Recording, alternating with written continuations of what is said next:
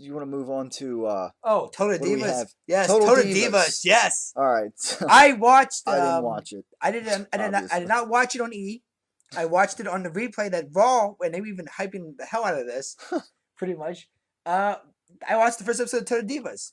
To start off the episode, pretty much it's WrestleMania weekend. Right. And they were pretty much showing what the Divas, pretty much Natalya, the Bella Twins, the Funkadactyls. I think the two new Divas are Anne Marie. I think it's Anne Marie and the redhead. The literal redhead. And the short one known named JoJo, I believe. JoJo. Yeah. And of course the redhead is the one that slapped Jerry Lawler last week. Yes. Of course. It's a very pretty much how it starts is Natalya does a great job, pretty much, I think, of showing how tough it is, I guess, to be a diva on the roster by saying, at least for WrestleMania weekend, for most pay-per-views, she pretty much says, like, look, there might be 8 matches on the card, but only 1 goes to a diva. Yeah. So you have like 10 divas on the roster and only 1 spot. I mean, for those 10 divas, they got to claw their way into that spot pretty much. And Natalya gets told by I'm assuming the head of the Divas division, pretty much.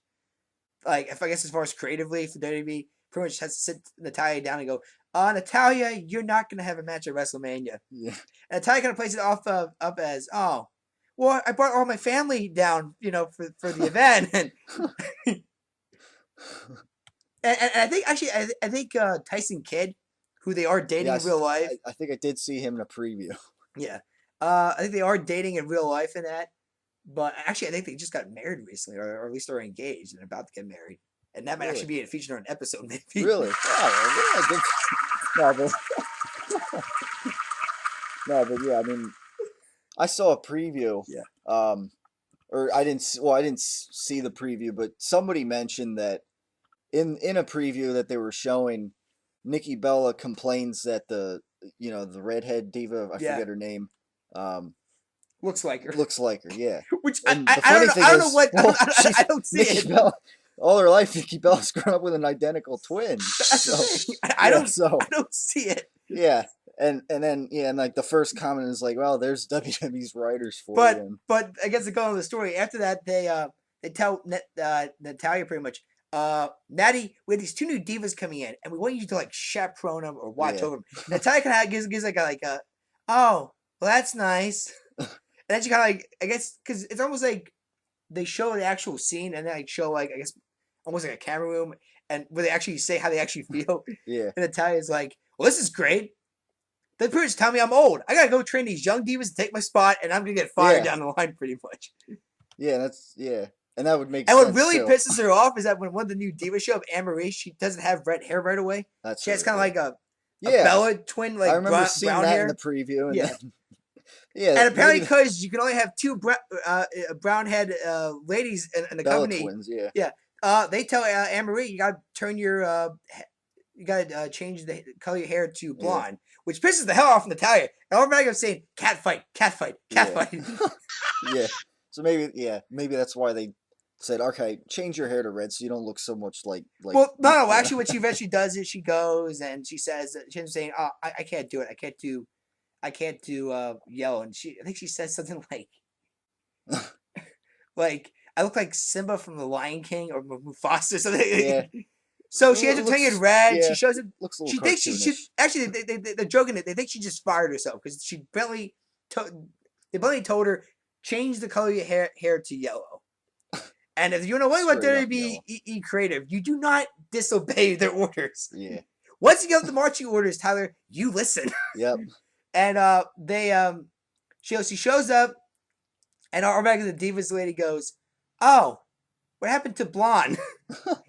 and she actually goes, "Well, I actually don't. I hate saying this kind of, but I actually like the red hair better than the blonde idea." So she keeps her job, but she kind of gives like a warning saying like, look, our job's to tell you pretty much what to say, what to do, how to act, and perform. We are kind of your bosses pretty much. Yeah. So don't do it again. So it's kind of a slap on the wrist pretty much. Yeah.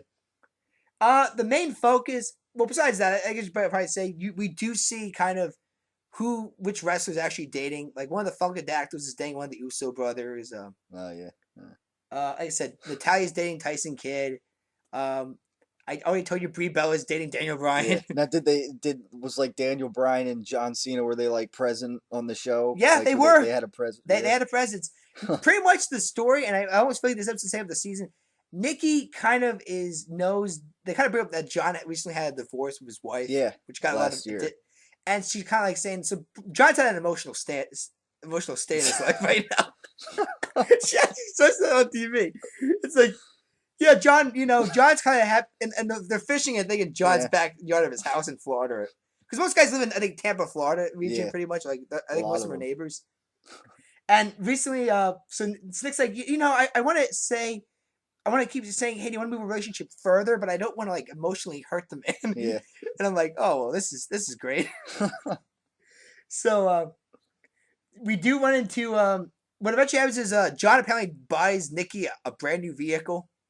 Oh, yeah. And Nikki's kind of shocked because usually a wedding, like usually, do you want to marry me comes out and then the vehicle comes. Yeah. And even Daniel Bryan, who they acknowledge as Bryan Danielson, that's his real name. Yeah.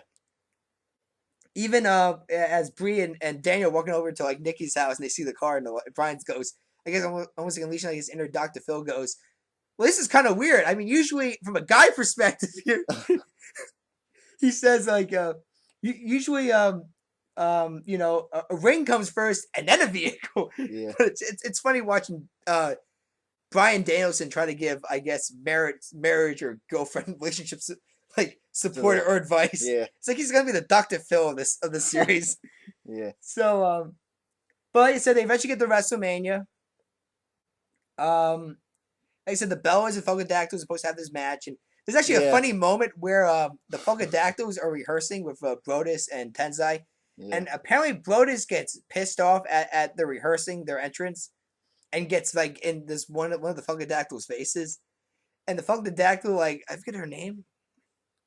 I think it's Adriana, who I think is on Tough Enough. She was the first one eliminated from Tough Enough. It was just funny. She's the only one on that season that actually is on the main roster. Yeah. The runner-up side on who won Tough Enough season? Like the only season. Oh, you mean the guy?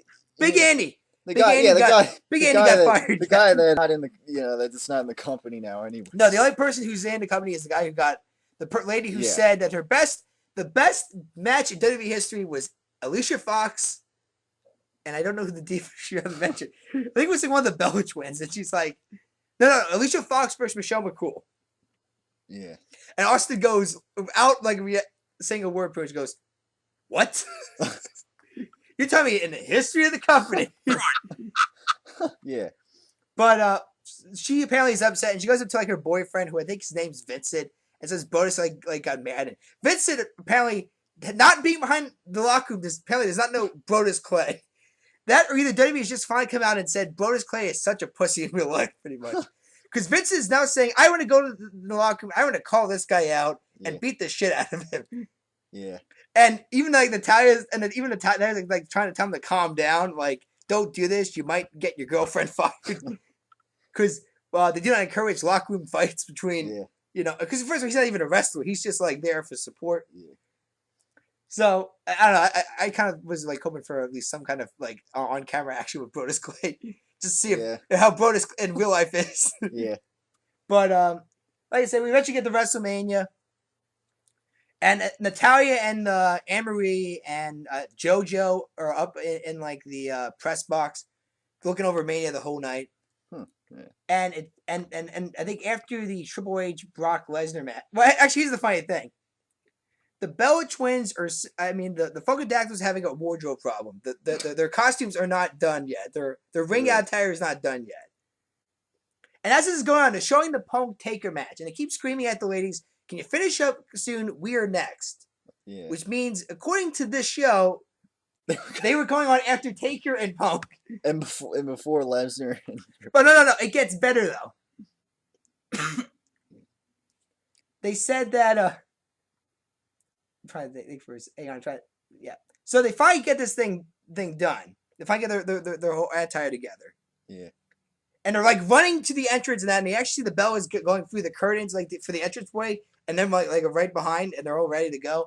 And Natalia's like telling him, okay, they're next. The Bellas, like, she's like so excited. I'm like, oh, okay, it's a Divas match. But I guess for you guys, this is just being on the card is an accomplishment. And all of a sudden, John Cena's music hits.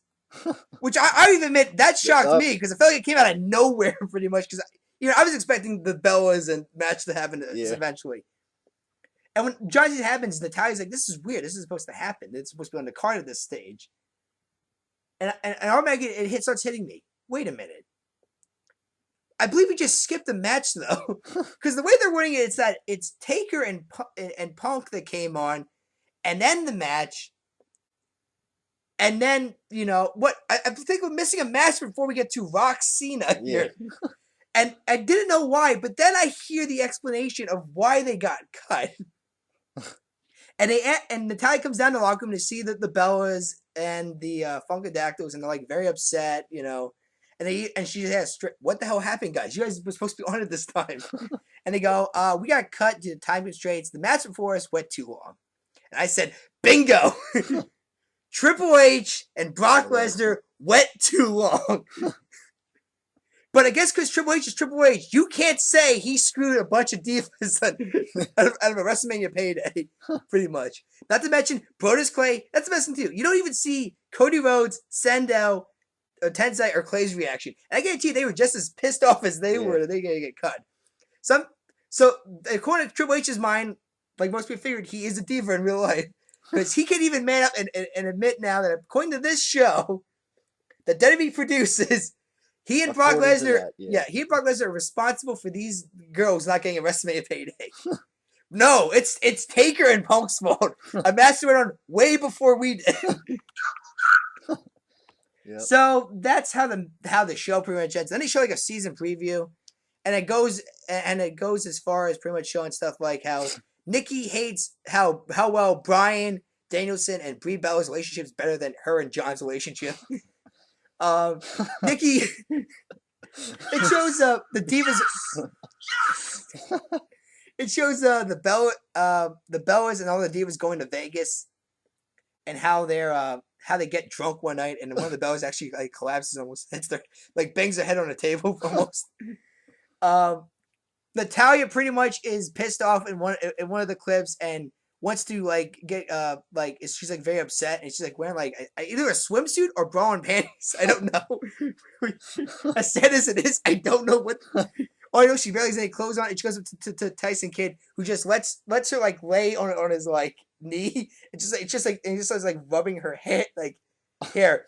And while it's gone, Natalya's saying you don't listen to me, you don't do this shit, you just treat me like a childhood friend. Then, and they are. They actually grew up together, and that's why they're probably in a relationship now. But it's okay, well, I guess we gotta go through the pain before we get to the marriage, huh?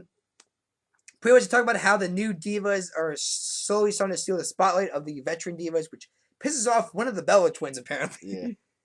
Yeah. There barely even are any veteran divas really these days. Well, yeah, I think it's funny though that the only divas that aren't featured are the ones that you should get most airtime on this. I mean, there's no AJ, there's no AJ, there's no Caitlyn, and Layla. I should say Layla did make a quick appearance. She was I guess counseling one of the Funkadactyls who was still upset about getting from Mania, but and then the final clip is John Cena proposing to Nikki Bella apparently for marriage. Right. I think for storyline purposes, because as far as I know, as far as I know, they only been dating for a couple of months. But no, so there will be a lot of John Cena and Daniel Bryan. There will be a lot of backstage arguments in that. But no, I mean, I guess for what they're going for, I'd say it's an accomplishment. Obviously, based on what he said, the ratings were happy. They were happy with the ratings. So but no, that was the first episode of Total Divas. So wait, with this proposal, what did she give? Did she give John Cena? What did she? Or did no? She started breaking down and crying. So we, da da da da. Yeah.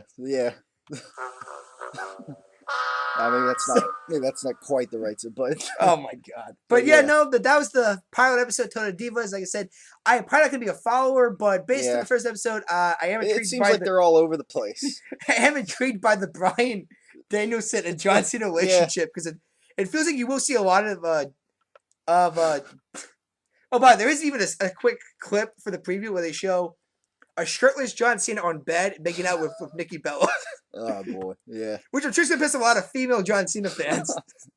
John, I could treat you better, John. I could treat you yeah, better. yeah, But oh boy, oh my god, yeah. So yeah, I don't know.